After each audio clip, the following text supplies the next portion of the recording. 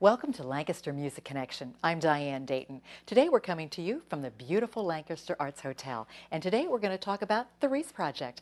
With us right now is one half of the Reese Project, Laurie Reese. Thanks for being with us. Thank you, Diane. I'm happy to be here. Wow, the Reese Project is known so well in all of Lancaster and beyond. And beyond. And beyond.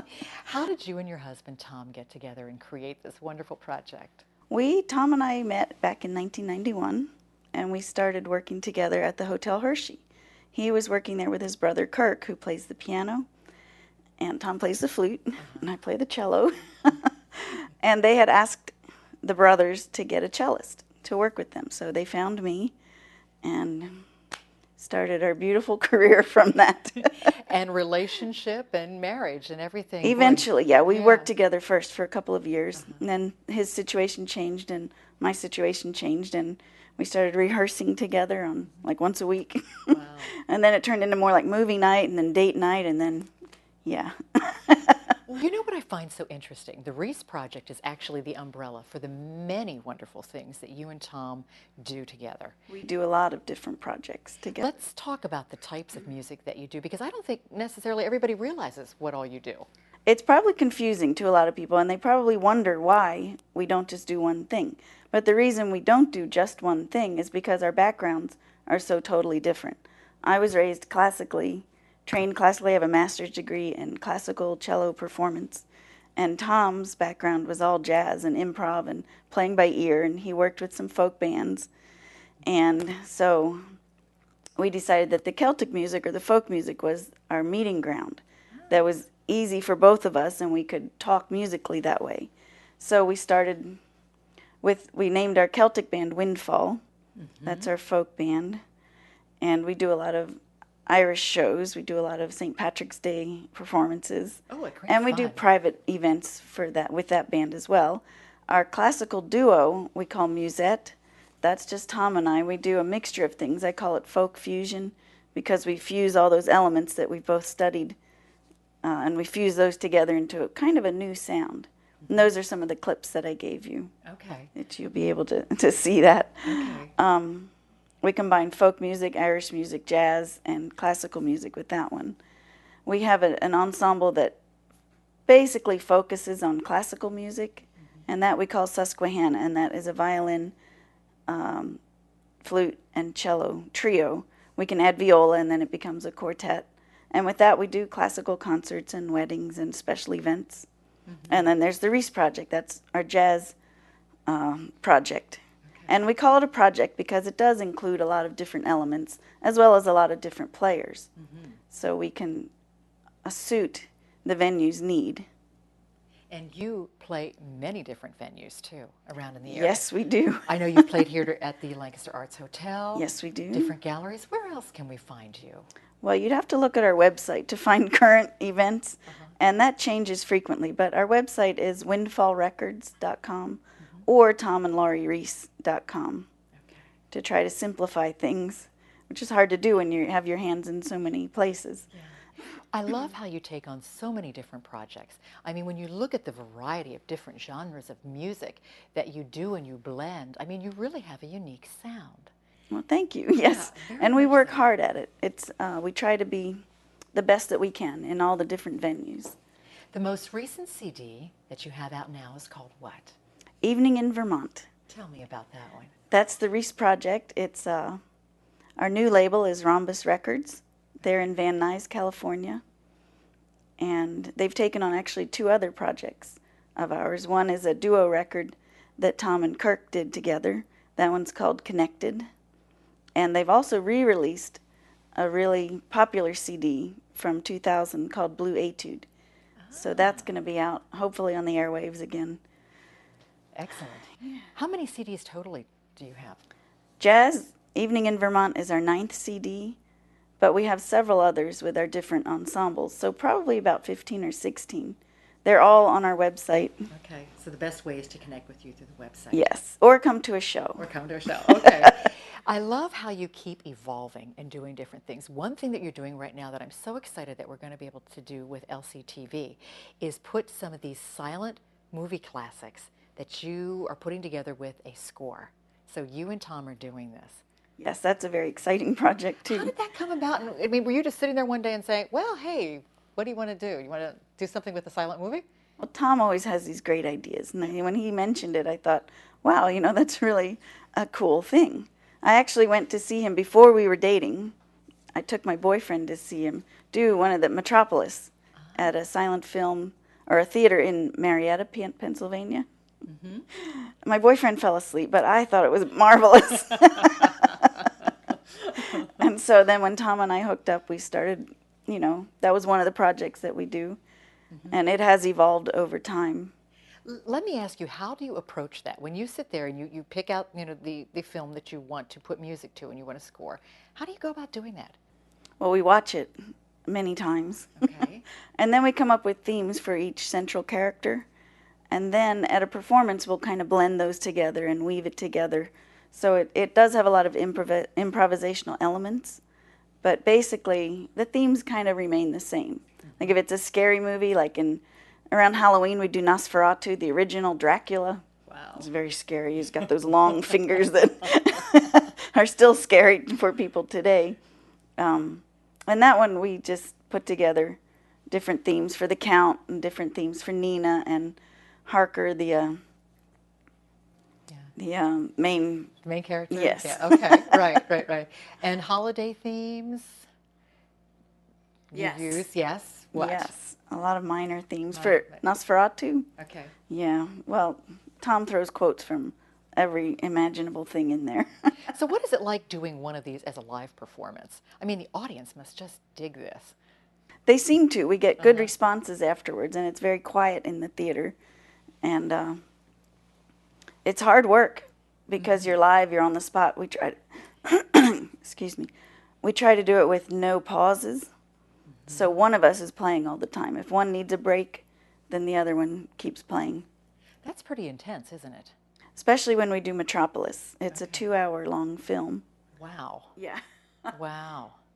What do you see coming up in the future? I know there are probably little things that you're talking about together, just the two of you, dream projects. Like you said, Tom's always talking about, do you want to do this, Laurie?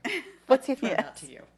Well, we're going to be touring more again with our because of the new record coming out and the record label being in California. We're probably going to be playing at NAMM, this music convention in Los Angeles, in January of 2012. And other projects, new records, there's always a new recording, new silent films. We're doing a recording of the whole series now. Okay. So they will be available on our website. That's excellent. Yes. Do you have a preference? I know all of these bring out different sides of you and different instruments that you can also play. But what really excites you, if I were to ask you about that musically? That's a tough question to answer because it differs Okay. on different days depending, what we've been working on, where my head is. Like I play the electric cello now. You'll see that in one of the clips. And I also still play my acoustic cello. So when I play the acoustic, I prefer mellower, softer stuff, more classical or folk-oriented, Celtic maybe. Okay. And then when I start playing the electric cello, I want to fuzz out and do all kinds of weird rock and roll stuff. That's good. So you do duos, you do groups. Who are some of the other artists, musicians that you play with? In our jazz band, we have Dave Young, who plays the drums. We have Kirk Reese, who's Tom's brother, on piano. We have Keith Moeller on bass. We have Beth Trez on piano. That's for the jazz ensemble. With the classical, the Susquehanna trio, we use my sister Tish Brown on violin and/or viola and/or piano. She's quite talented, so she plays different instruments depending on the venue. And then our Celtic band, Windfall, is Chris Loggery. He's our guitarist and vocalist. Lancaster community has a lot of incredible musicians to pull from, don't we? Oh my, yes. This is a very rich area in all the arts. And I think, too, that the community really embraces what you do by coming out and supporting you with different events. And we can also say, come out and support you. Yeah, please. Really come out and support. And if you want to get one of the CDs, the best way to do it is to see you at a performance because See you us at always a have show. CDs in tow. Or on the website. Tell me a little bit more about what we're going to find on the website. On the website, is also constantly evolving. But you should be able to see posters from different events, information about the different programs that we offer, the silent films. There's a lot of information on each silent film and where it's going to be seen next. There's information on the Season Through the Ages, our Christmas program that we do. And there's also educational programs on there. We do a lot of work with the kids and in the schools. Wow, tell me more about what you do with the kids and in schools. It depends, again, on the venue. If the school wants just a concert, we'll do that. And we have about 5 different concerts that we present. One is called From Bach to Rock. So we do a presentation through the ages kind of thing where we'll start with some Bach and evolve into the present day with some rock. Usually we'll do a Beatles tune, but kids these days, it's hard to keep up with them, you know, because most of them don't know who the Beatles are anymore, unless they have parents who are into it. So we do a lot like that. We've done residencies, 10-day residencies in schools, where we have kids build instruments out of clay, and then they learn not only to play the instruments, but they'll compose works for them. Wow, that's great. You cover the whole spectrum. We do. Some way, shape, or form. There's always something in that creative pot. So education, do you work with adults at all in any education? I do. Okay. I teach at Millersville University. Oh, what do you teach there, Laurie? I teach string methods and cello lessons. Okay. So there's adults, you know, young adults there. But I do have some adult beginners that I work with on cello privately. And we do nursing homes. That's very much adult-based. Yes, very much adult-based, yes. And they're fun. We love going to different retirement centers and playing concerts. Yeah. Thank you so much for taking time today and telling us a little bit about what the Reese Project is and all the different areas that you're involved in the community. You do a wonderful job, and I love checking out each of these events when you do them. So thanks so much. Thank you, Diane. It's a pleasure being here. And check out the Reese Project.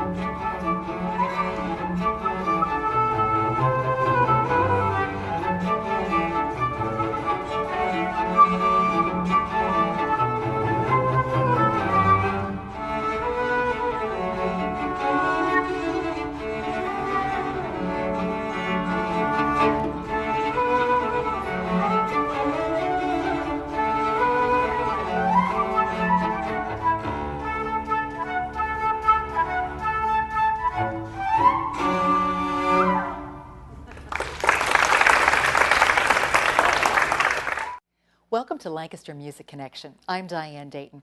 We're coming to you from one of the beautiful rooms at the Lancaster Arts Hotel in downtown Lancaster. We're with the Reese Project, and we're with one of the two of the Reese Project. We're with Tom Reese. Thanks for being with us today. Thank you, Diane. It's good seeing you again. Well, you're known regionally, nationally, and internationally, but you do some wonderful projects, and one of them is what you do around the holidays. What is that called? We have a program titled The Season Through the Ages, which I adapted specifically for Lancaster City to correlate musical pieces for the holidays as their dates correspond with events in Lancaster City. Two examples would be when Bach wrote Sheep May Safely Graze. That was around the same time that the first paved highway in America was paved, which was Route 30. Route 30, okay. And Lancaster was called Hickory Town at one time before it was called Lancaster, and that was around the same time as the Coventry Carol was composed. You can follow this the whole way up to the Vince Guaraldi collection from Peanuts and beyond. You know, we don't do Grandma Got Run Over by a Reindeer or Here Comes Fatty and His. We don't do any of those. We do more of the intelligent pieces. Okay. You know, we've done Jingle Bell Rock, which is kind of cool. But it correlates with events in Lancaster City. And Diane, you had a wonderful idea that I'd love to see happen, and that's to have the churches involved and to have them come out during these events and just sing, either at the church or they'd be welcome at the location we're doing this, which is the Star Center, the old Star Armory, Theater of the Seventh Sister. We're doing that there in November. Yeah, this is around the holiday season. Yes, it's a holiday program. It's a holiday program. I just envision these songs being sung by people in costumes with gas lamps and walking down along the streets, and that's why I came along, developed this idea. There's many other things that correlate time-wise. Well, this is an annual event, and what I love about this, it's so you and Laurie, in that you love Christmas, you love history, you love music, and you love family. And it brings all of those elements together for this performance. And Lancaster City. Yeah. I love Lancaster City. It's a very artistic city. How long is the actual performance? About 2 hours. About 2 hours. Let's talk about how all of this came together, the different pieces that you have within this performance, so we understand some of the history too. Well, I researched the dates. Some were wrong, actually, but I'll tell you that story briefly, but let me finish with your question. I researched what tunes existed where. For example, from the actually Green Sleeves, which is what Child Is This is older than the Coventry Carol. It's from the 1600s. But I researched where the dates fell and then found newspaper articles and things that would correlate to the history of Lancaster. And I had Little Drummer Boy as a 1700s, and that's, believe it or not, is a turn of the 20th century tune. I didn't even know that till I totally researched it. And Mary Did You Know was written in the 1960s, which surprised me also. Those were two mistakes I made by assuming the dates were correct. But that's all worked out now. And what I did is just put them in order of their composition and founding, or basically their finding and recording, right up to modern music, right up to Christmas Time Is Here by Vince Guaraldi from Peanuts theme, and Jingle Bell Rock, and things like that. Right. You know, things that maybe it doesn't have the substance, and were probably designed basically to sell something, which the Coventry Carol would not have been, or Bach's work would not have been. We have to include Bach because it's Bach. Well, I was surprised too, the amount that you have from the 1500s. Yeah. Well, there's a lot of I guess that's my choice in musically, that it has more substance. The Coventry Carol and Green Sleeves, or What Child Is This, are two of the most beautiful melodies on the earth. So of course I would use them. A lot of the modern stuff is jazz oriented, simply because the hook things, the things that sold records and were on the radio, are more cute, dandy, you know, kind of things. But I just didn't really want to do that. I wanted to keep it more intelligent. Yeah. But that's why I did it, and that's why I put it together. And I love the music, and I have plenty of great musicians to choose from. So who do you have join you instrument-wise? My brother. Okay. Well, he played last year, so he had the jazz element. So hopefully he'll be involved with that this year as well. Okay. And my sister-in-law, Tish Brown, who plays viola and violin, and Laurie and I. That was the Susquehanna Trio. That's our classical trio. And that trio is the bulkhead of the whole piece. And it's nice also because the instrumentation is relatively accurate. In terms of the sonic qualities, it's very accurate. What is the attire for this? Well, we just wore regular clothes, but I'd like to do more costuming this year and get Gary Smith to narrate it. He said he'd do that, you know, like, kind of like a Scrooge kind of a guy, and narrate it. Plus, this year, we're doing an 11-minute film segment of a silent version of Christmas Carol that we're going to do with score that Laurie and I will compose. That's really great. So that'll be cool too. We did not do that last year, but I thought that'd be kind of cool, and that would be around 1911 when that film was made, and it's really kind of a dark version of it, but I thought that'd be neat. And Gary has the technology to run the video, so it'll be another joy for the listeners slash watchers. You never seem to be at a loss for ideas. I mean, they're just always percolating. I have a lot of ideas. Yeah. What else do you have cooking? Well, right now we're putting a series together of silent films. And Laurie and I have been developing this for about 15 years. And it's just a great idea because you look at the film as the third musician, in the case of two musicians, or the added musician in terms of more musicians. And you can actually relate to it like it's the bass player or the piano player. If Buster Keaton does something on the wheel of a train, you relate to that with motion and sound. And that's the kind of thing that I'm into. I also wrote a piece that documents 12 months of the weather events outside my door and outside of my window. It's called My Backyard, and it's a piece where, when it was from last year, it was from 2010, where I watched all the weather events and then documented in music. That's never been played. Wow. It's about a 1 hour long piece for cello and flute. So it's going to take a lot of work. But that we're going to debut at the Star Center as well. And those are the kind of things that I'm into. And I'm an avid lover of pumpkins. I'm growing pumpkins every year. Laurie and I get blue ribbons for our stuff in the fairs. And this year I have some Big Max pumpkins growing and some pie pumpkins that I've been telling my mother-in-law and Laurie to make sure they're ready to make pumpkin pies for Thanksgiving. They're really neat because they have no hard shell. It's real soft, so you can use the whole pumpkin. We have 5 of them down in the field now. They're looking really good. You just love the holidays period, don't you? You know what? I think that's why I like pumpkins, because it leads towards Halloween, which I like because of the season. I'm not a great ghoulish type person, but I think Halloween's fun. Sure is. The kids have fun. People have fun. People are happy and smiling. It's not just stinking hot. You know what I mean? I do. And it's just beautiful. I love Halloween. I love Thanksgiving, and I love Christmas. I love that whole time of the year.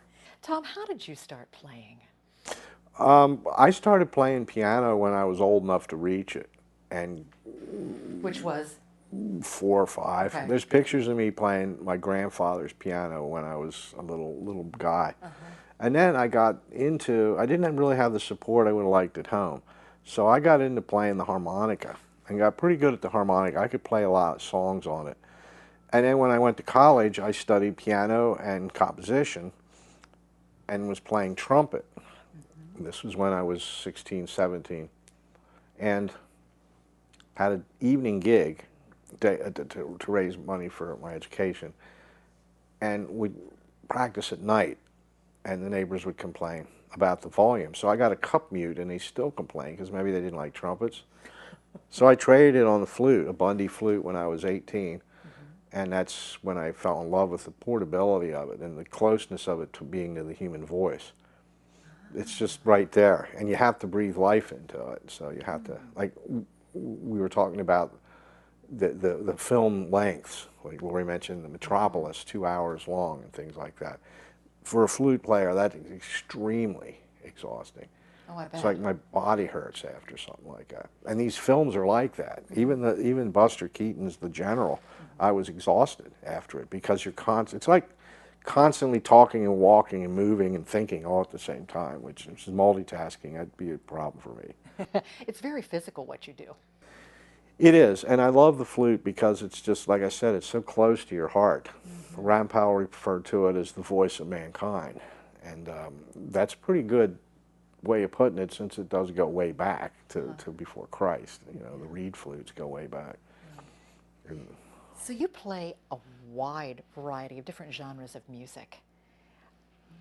This is pretty spectacular to be Well- able to use and blend these different genres. well, it's easy for me because my background's jazz. Okay. And jazz There you is, you know, you can do almost anything but classical music if you can play jazz. Classical music's a whole different thing. If it wouldn't be for my wife, Laurie, I couldn't play classical music. She disciplined me into do this, don't do that, do this, don't do that, tuning, do this, do that. It went on and on and on. But she was right.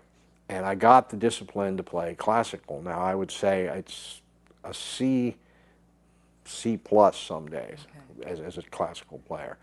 But I learned that because of Laurie and the fact that I had the training on the instrument with jazz. In jazz, you can play folk, you can play reggae, you can play new age, you can play rock. It's all inside of jazz because jazz is so all-encompassing when it comes to music. And you don't find a lot of classical musicians who were jazz musicians first. But there are classical musicians who became great jazz musicians.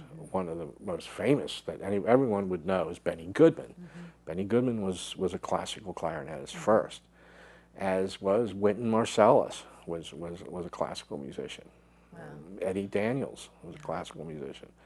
Jim Walker, not J.J. He, you know, not that Jimmy Walker, but Jimmy Walker, the flutist with Free Flight. Okay. You know. Great. Dynamite. Yes, dynamite. Not the wrong dynamite. These were all guys that went in that direction, but I don't know of any, not saying there isn't, that are classical musicians that started as jazz musicians because the discipline's completely different. But that's why. I played jazz all my life, and my brother is a great support team because he's a wonderful educator, and he's helped me just by playing with him and having piano background. I watch him and hear him, and I learn things. Well, it's great to have your family together to do what you love. It is. Doing it with those that you love.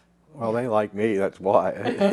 I push my luck outside of that, but they like me, so that helps. Thank you for taking time today. Yes, thank you, Diane, for what you guys are doing with LCTV. I think it's wonderful and a necessity to a wonderful community like Lancaster. It was great to catch up with you. You too. Yeah, yes. This is Lancaster Music Connection, and let's check out the Reese Project.